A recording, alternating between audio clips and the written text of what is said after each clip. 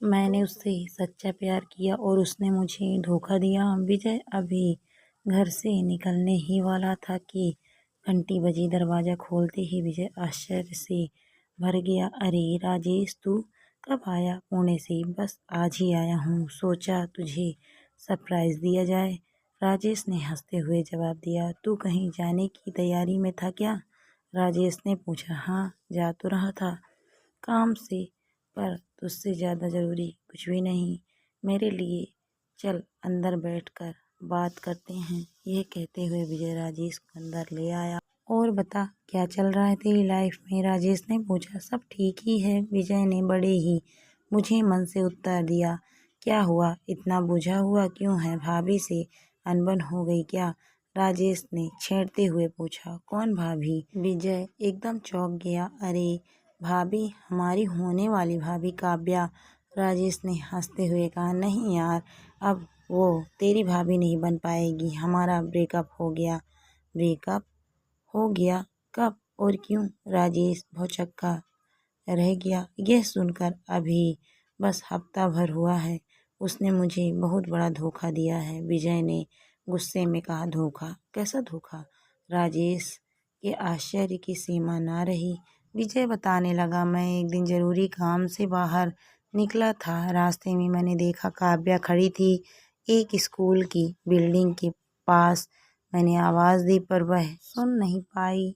जब तक मैं कार से निकलकर उसके पास पहुंच पाता, उससे पहले ही मैंने देखा कि दो बच्चे जो शायद उसी स्कूल में पढ़ते थे दौड़कर आए और मम्मी मम्मी बोलते हुए उससे लिपट गए।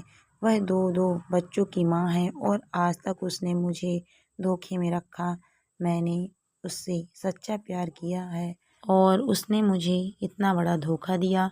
एक मिनट, तुम्हें बहुत बड़ी गलतफहमी हुई है। तुमने काव्या से पूछा कुछ? राजेश ने टोका। विजय को कोई गलतफहमी नहीं हुई है। मुझे सब कुछ मैंने अपनी आंखों से देखा है और कुछ पूछने की गुंजाइश ही कहाँ बची। जो इतना बड़ा धोखा दे सकती है वह कुछ भी झूठ बोल सकती है। मैंने तो गुस्से में उसके सारे नंबर ब्लॉक कर दिए। उसके बाद ना उससे मिला, ना ही कभी उससे बात की। विजय गुस्से से भरकर बोला। अरे मेरे भाई, एक बार उससे पूछते तो सही।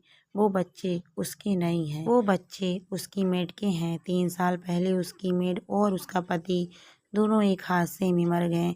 बच्चों को वो अपने पड़ोस में छोड़ कर गए थे। 100 बच्चे बच गए पर हमेशा के लिए अनाथ हो गए। उनको सहारा देने वाला कोई ना था। काव्या बहुत ही दयालु किस्म की है ना, उससे देखा ना गया और उसने कानूनी तौर पर बच्चों को गोद ले लिया। राजेश काफ़ी नाखुश लग रहा था। विजय खुद पर बहुत शर्मिंदा था। राजेश पर आरोप लगाते हुए बोला। तुमने पहले बताना चाहिए था और काव्या ने भी कभी जिक्र नहीं किया। उसे बताना चाहिए था।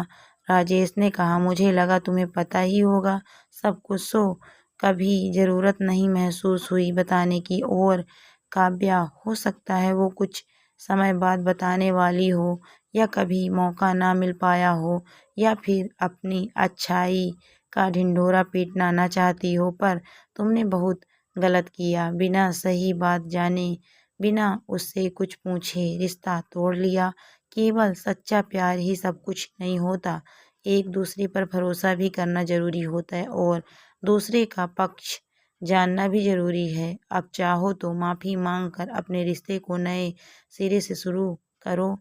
मैं हर ज़रूरत पर तुम दोनों के साथ रहूँगा।